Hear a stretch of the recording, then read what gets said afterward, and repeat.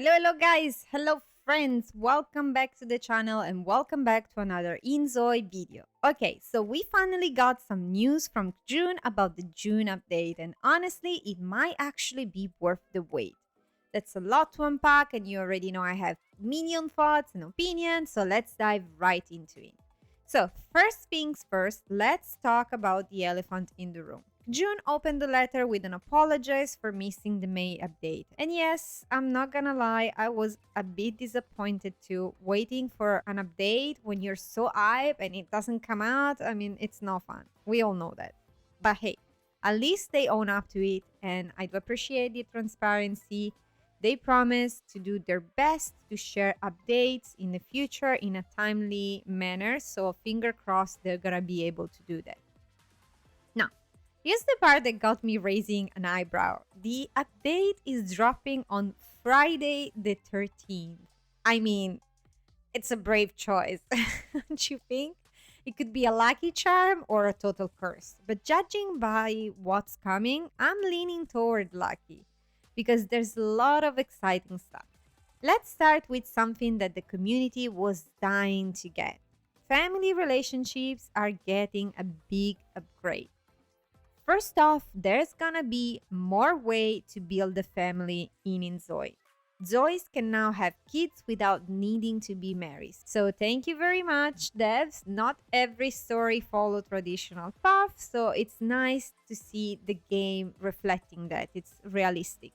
Next up is the adoption system, another feature really wanted by the community. Originally, adoption was going to have some requirements, but they scrapped that to give us more freedom and more accessibility to this option. Next, we have a super cool addiction.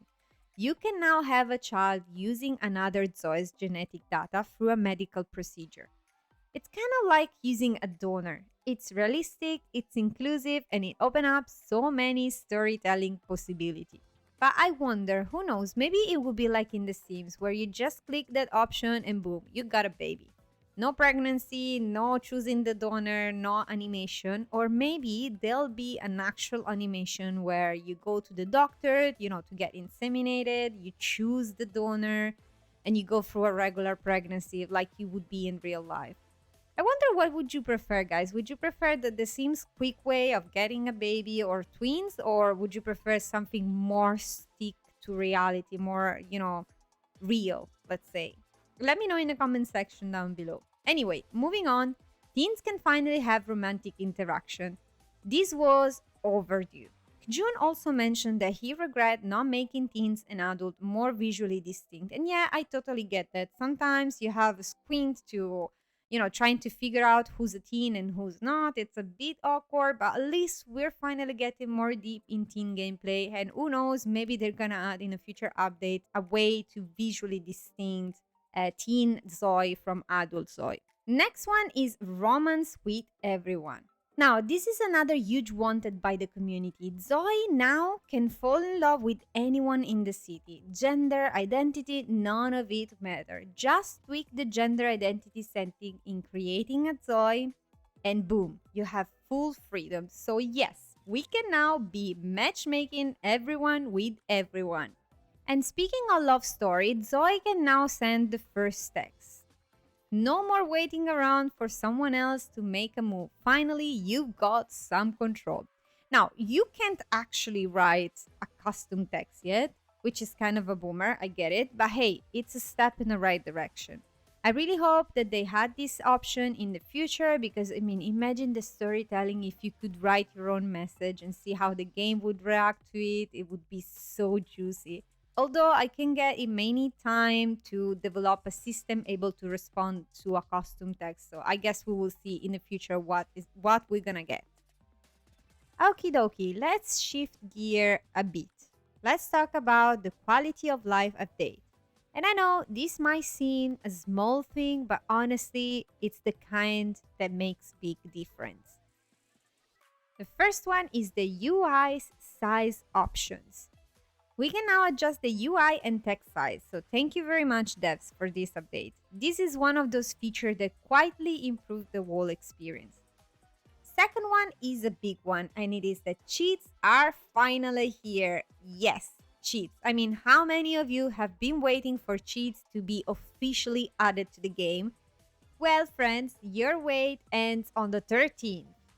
There's not a ton yet, but it's a start. And you know me, I'm hoping that some of the cheat will be for build mode because, I mean, priorities.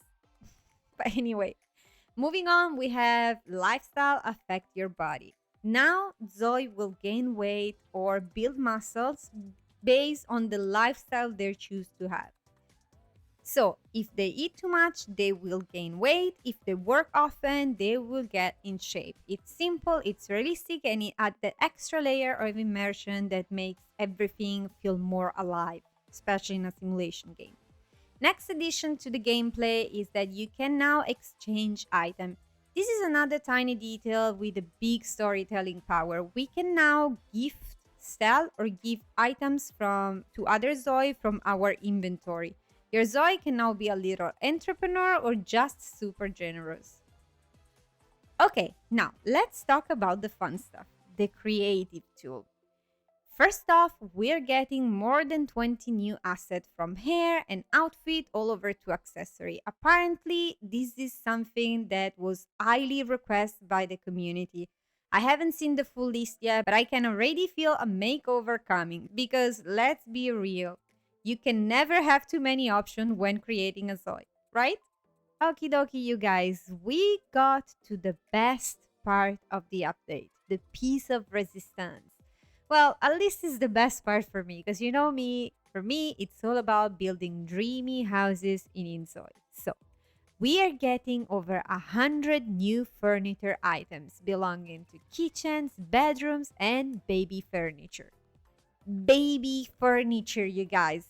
Builders, it's time to clear your schedule. I'm already imagining nursery set, cozy family home, and new kitchen for my foodie Zoes. And honestly, I really, really hope they will give us an actual crib. I miss designing nursery, the way they're supposed to look. I mean, we have a cute kind of bed that you put on the floor for your baby to sleep in, but it doesn't seem realistic. I mean, you will put your baby in a crib, not on the floor.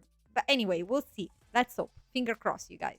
Anyway, outside all of that, they're also working on improvement to animation, simulation systems, sound settings, and even canvas tool. It really feels like they're listening to us, to what we want in the game. And as I said before, I love this aspect of the inZOI team. The game's evolving, you guys, and it's evolving in the right direction. So yes, overall, this update looks solid. I am super hyped for June 13, and if this is the direction inZOI is heading, we might be witnessing the start of something really special. But I'm very curious to know what you guys think about all of this. Do you think that this make up for the waiting? And if yes, what feature are you most excited about? Tell me in the comment section down below. You know I love to read your thoughts and opinions. Alrighty friends, that's it for today's video. If you enjoyed, don't forget to give it a thumbs up and to share it with the friends. It really helps the channel out. And of course, subscribe if you haven't already for more content on inZOI and The Sims. Oh gosh, I've been so into exploring inZOI's build mode lately that I haven't shown The Sims much love, but don't worry, I'll be back there soon enough.